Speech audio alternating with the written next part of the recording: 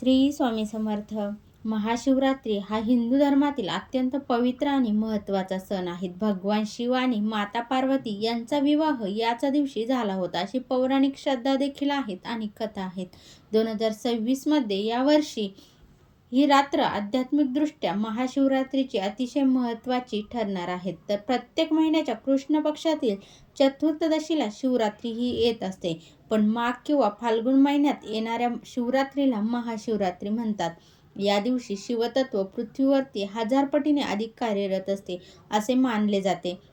महाशिवरात्रीशी संबंधित 3 प्रमुख कथा सुद्धा प्रसिद्ध आहेत. पहिली कथा म्हणजे भगवान शिव आणि माता पार्वती यांचा विवाह याच दिवशी झाला होता, म्हणून ही रात्र उत्सवाची रात्र मानली जाते. यानंतरची दुसरी कथा म्हणजे याच रात्री भगवान शिव पहिल्यांदा ज्योतिर्लिंग स्वरूपात प्रगट झाले होते.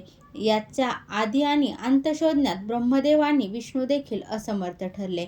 यानंतरची तिसरी कथा म्हणजे समुद्रमंथनातून निघालेले हलहल विष प्राशन करून शिवाने जगाला वाचवले. विषाच्या उष्णतेमुळे शिवाला दाह होऊ नये म्हणून भक्तांनी रात्रभर त्यांचे भजन केले आणि त्यांच्यावर जलाभिषेक केला. तर यावर्षी 2026 मध्ये महाशिवरात्री ही रविवारी 15 फेब्रुवारी 2026 रोजी साजरी केली जाणार आहे. हिंदू पंचांगानुसार महाशिवरात्री फाल्गुन महिन्याच्या कृष्ण पक्षातील चतुर्थ तिथीला साजरी होते. या दिवशी रात्रीचे पूजेला आणि निशित काल मुहूर्ताला विशेष महत्त्व असते.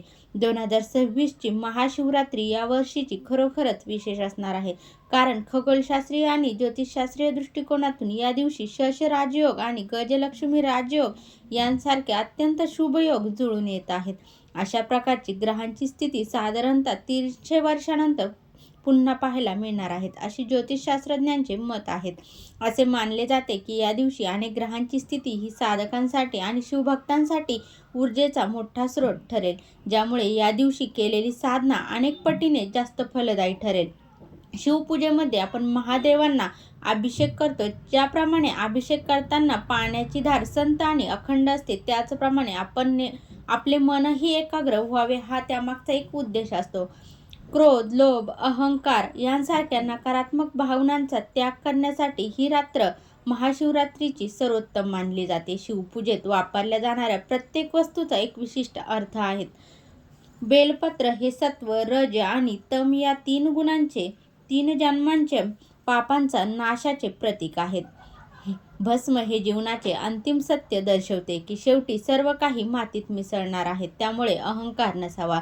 धोत्रा आणि पांढरी फुले. महादेव हे भोलेनाथ आहेत. त्यांना महागड्या वस्तूंऐवजी निसर्गातील साध्या गोष्टी प्रिय आहेत, जे साधेपणाचे महत्त्व शिकवते. असे मानले जाते की महाशिवरात्रीच्या मध्यरात्री म्हणजे निशित काल शिवलिंगातून ज्योतिर्लिंग प्रगट झाले होते. या काळात केलेली प्रार्थना थेट महादेवांपर्यंत पोहोचते आणि जीवनातील मोठे दोष दूर होतात. उपवासाचे मुख्य नियम म्हणजे सकाळी लवकर उठून स्नान करावे आणि महादेवांचे ध्यान करून उपवासाचा संकल्प करावा.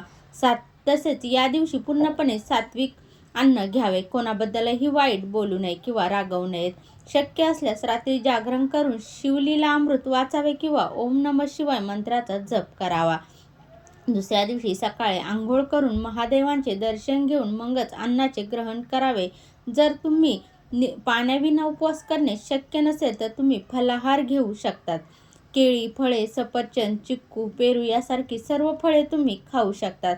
तसेच दूध, दही, ताक, तूप आणि पेढे यासारखे पदार्थ देखील तुम्ही उपवासाला खाऊ शकतात. कंदमुळे सुद्धा तुम्ही रताळे, बटाटे हे सुद्धा खाऊ शकतात. बदाम, काजू, मनुके, अक्रोड आणि शेंगदाणे, साबुदाणा, खिचडी तुम्ही या दिवशी खाऊ शकतात. तसंच या दिवशी आपल्याला काय खाणे टाळायचं आहे तर बघा, गहू, तांदूळ, डाळी आणि कडधान्य पूर्णपणे आपल्याला या दिवशी टाळायचे आहेत. कांदा, लसूण आणि साधे मीठ त्याऐवजी आपण सैंधव मीठ वापरायचे आहेत. उपवासाच्या दिवशी तंबाखू, सुपारी किंवा मद्यपान या दिवशी निषिद्ध मानले जाते. पॅकेटमधील चिप्स, तळलेले पदार्थ टाळून आपण घरी बनवलेले ताजे पदार्थ खावेत. महाशिवरात्रीला शिवलीला अमृत या ग्रंथाचे वाचन करण्याची जुनी परंपरा आहे. यातील 11वा अध्याय अत्यंत महत्त्वाचा मानला जातो. असे म्हणतात की या अध्यायाचे पठण केल्याने जीवनातील सर्व दुःख दूर होतात. महाशिवरात्रीच्या दिवशी सकाळी किंवा रात्रीच्या जागरणावेळी हे वाचन करणे सर्वोत्तम आहे. चौरंगावरती. तर हे वाचन कसं करायचं आहे? चौरंगावरती पांढरे किंवा लाल वस्त्र अंथरून घ्यायचे आहेत. त्यावरती शिवलेला अमृत हे पोथी ठेवून घ्यायची आहेत. पोथीची गंध, अक्षदा आणि फुले वाहून पूजा करावी. जवळच एक शुद्ध तुपाचा दिवा लावायचा आहे. शांत चित्ताने शक्य असल्यास आसनावर बसून आपल्याला हे वाचन करायचे आहेत. जर संपूर्ण पोथी वाचणे शक्य नसेल तर फक्त 11वा अध्याय वाचावा. यामध्ये शिवाची महती आणि भक्तांच्या कथा आहेत, ज्या श्रद्धेने वाचल्यास मनशांती मिळते. रुद्र हे महादेवांचे उग्र परंतु कल्याणकारी रूप आहेत. रुद्राभिषेक म्हणजे मंत्र उच्चारांसह महादेवांना विविध द्रव्यांनी स्नान घालणे. प्रथम आपण कोणत्याही पूजेची सुरुवात गणपतीच्या पूजेने करावी. आपण हातात पाणी आणि अक्षता घेऊन आपण स्वतःचं नाव सांगून कुटुंबाच्या कल्याणासाठी हा अभिषेक करत आहे असा संकल्प करावा, किंवा तुम्हाला जो काही संकल्प करायचा आहे तो बोलून तुम्ही संकल्प करावा. तांब्याच्या पात्रात पाणी, दूध, दही, मध, तूप आणि साखर, पंचामृत घेऊन हे सर्व मिक्स करून पंचामृत बनवून शिवलिंगावर अर्पण करावे. अभिषेक करताना रुद्रसूक्त किंवा आपण ओम नमः शिवाय या मंत्राचा 108 वेळा जप करायचा आहे. या मंत्राचा जप केल्यानंतर शेवटी कापूर लावून आपण आरती करायची आहे. बघा, 15 फेब्रुवारी 2026 रोजी महाशिवरात्री आहे. तर या दिवशी निशित काळ म्हणजे मध्यरात्रीची पूजा महत्त्वाची असते. रात्री 12:09 ते पहाटे 1:01 आपण ही निशित कालची जी पूजा आहे तर ती आपण करू शकतो. तर उपवास आपण हा दुसऱ्या दिवशी 16 फेब्रुवारी 2026 रोजी 7 वाजेपासून दुपारी 3:24 दरम्यान आपण हा उपवास जो आहे तर तो सोडू शकतो. रात्रीच्या 4 प्रहारांच्या पूजेची वेळ म्हणजे प्रथम प्रहार म्हणजे संध्याकाळी 15 तारखेला 6:11 ते रात्री 9:23 आपण ही पहिल्या प्रहाराची पूजा करू शकतो. यानंतर द्वितीय प्रहाराची पूजा आपण रात्री 9:23 ते मध्यरात्री 12:35 ही पूजा करू शकतो. यानंतर तिसरी पूजा म्हणजे मध्यरात्री 12:35 ते पहाटे 3:47 तृतीय प्रहाराची पूजा आपण करू शकतो. यानंतर चौथ्या प्रहाराची पूजा म्हणजे पहाटे 3:47 ते सकाळी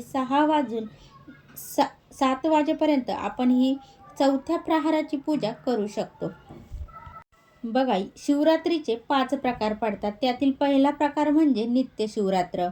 पक्ष शिवरात्र हा दुसरा प्रकार. तिसरा प्रकार म्हणजे मास शिवरात्र. चौथा प्रकार योग शिवरात्र व महाशिवरात्र असे शिवरात्रीचे 5 प्रकार आहेत. यापैकी महाशिवरात्री ही सर्वश्रेष्ठ मानली जाते. दररोजची रात्र ही नित्य शिवरात्र असते. शुद्ध चतुर्दशीची रात्र ही पक्ष शिवरात्र, प्रत्येक महिन्याच्या वद्य चतुर्दशीची रात्र ही मास शिवरात्र आणि योग सामर्थ्याने निर्माण केलेली रात्र म्हणजे योग शिवरात्र मानली जाते.